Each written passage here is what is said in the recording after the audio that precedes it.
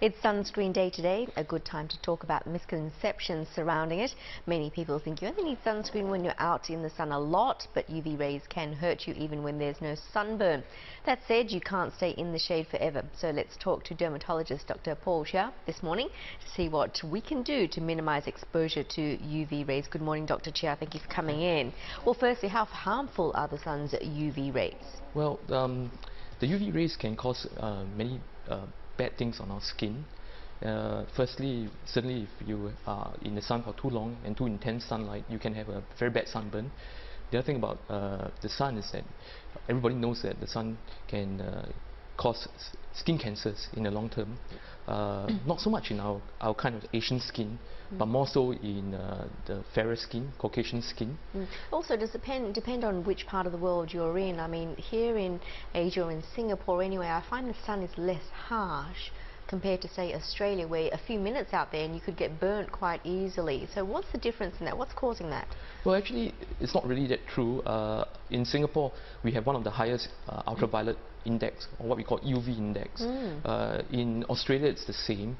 So it's not unusual for us to get sunburn as well in Singapore. So really, people in Singapore or in this part of the world have to take extra special care.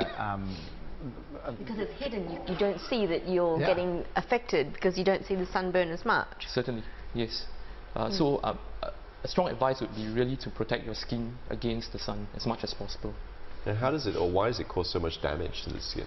Well, firstly, as you know, the sun can cause DNA damage in our skin. And on top of that, the ultraviolet A light can penetrate into the deeper part of the skin, and can also damage our connective tissues, causing skin aging.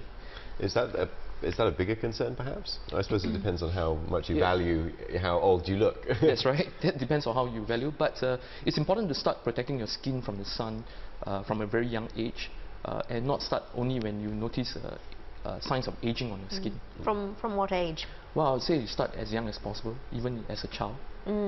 A toddler, even? Well, yes, you should start. The sunscreens are made for infants as young as above 6 months old.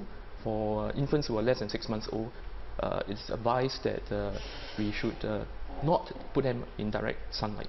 What protection factor, when you're looking at sunscreen, should we be there's a lot of hype about protection factor. So lots of people will always ask about what's the right sun protection factor, or SPF. Or enough.